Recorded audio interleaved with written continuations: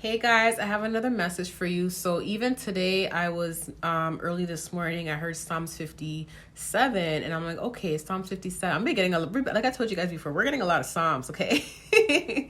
So as I'm like, okay, let me look into Psalms 57. Then it really hit me what God was trying to say. Okay, it hit me what God was trying to say, and it like I said, it connects with the other message. It connects with all the other messages you guys have been listening to. But this message particular, I'm going to read the scripture for you. This is Psalms 57, verse 6. They spread a net for my feet. I was bowed down in distress. They dug a pit in my path, but they have fallen into it themselves. Okay. And it hit me. The message hit me. And God was basically saying that the reason why he tells a lot of you guys not to say nothing and to be silent is because sometimes when you are silent and you don't say anything and you just focus on the mission, focus on God, those who are after you, those who are trying to set out that net to trap you, to get you to fall into that net, to, wrap your feet up together, etc.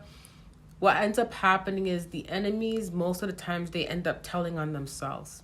Most of the time they end up revealing themselves, not even revealing, they end up exposing themselves. And like I told you guys before, in the process of them exposing themselves, God reveals a revelation through that, right? Not only the revelation for you, but the revelation for the enemy as well, right? But they would end up exposing themselves to other people. So continue to be silent, okay? Being silent does not mean that God is trying to silence you. God is not trying to silence you. God is not saying that you are not allowed to stick up for yourself. What God is trying to do is God is saying, if you allow me to handle it, right, you will be vindicated without even being involved. You see what I'm saying? You ever see someone go through consequence for their actions and you're not even involved? Like, it wasn't because of you why they're going through their consequences. It's a situation where you're not even in the middle. You're not involved at all. You're just doing your own thing, minding your business, and you're seeing that they're going through their consequences for something that they did, but you're not involved in their consequence. You get what I'm saying? It's kind of like God does not want to put that anxiety on you. God does not want to put that stress on you, that distress on you. God is saying, you've already been through so much in your life. I'm trying to keep peace in your life. I'm really trying to have you focusing on other things that you're supposed to be focused on. I don't want you focusing on what the enemy's doing. I don't want you to focus on what's going to happen. I don't want you to get yourself caught up in the middle. See, when you say stuff sometimes, that's how people are able to twist your words, okay? In Psalms 56, David said, God, they're twisting my words, okay? They're twisting my words, and that's how they lied on David. That's how they twisted his words, and that's how they turned other people against him, right? Sometimes when you don't say nothing, there's nothing to be twisted when you don't speak. There's nothing to be twisted when you don't speak. There's nothing to be used against you when you don't speak. Do you get what I'm saying? There's no reverse psychology when you don't speak, right? So the best thing to do is to be silent, because when you're silent, the enemy is going to consistently try to get a reaction out of you by continuing to do what they were doing in the beginning. They're going to keep going and going and going and going and going, and because they're trying to get a reaction out of you. And when they don't get a reaction out of you, guess what happens? They get more frustrated. The more frustrated they get, the more frustrated they get, the more frustrated they fight after you. They end up revealing themselves. They end up exposing themselves.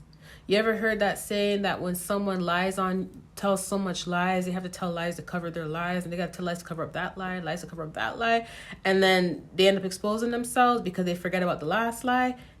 That's how God sometimes will vindicate you. That's how God will sometimes vindicate you, okay? There's a scripture in Psalms. It was Psalms 37. I just read it to you guys. And in that scripture, it said, don't envy what the enemies are doing. Don't envy what the enemies are doing. Even if they receive rewards from it, don't envy it, because it may cause you to want to cause a wrath. It may cause you to end up doing evil. So basically, when you start, putting attention into what they're doing and get frustrated from it, like if they're trying to pinpoint you and trying to get you to react out of your character, and you put attention to it and you give them what they want, you may end up doing exactly what they're doing. You get what I'm saying? How is God going to vindicate you if you are stooping to the enemy's level? God can't vindicate you accordingly and properly if you are stooping to the enemy's level, right? So that's why God always says not to say anything. So in the process of your peace, you are being vindicated in your peace while they're causing their own disaster, and the same pit that they're digging for you, they end up falling in themselves. Okay? Love you guys. Talk to you soon. Bye.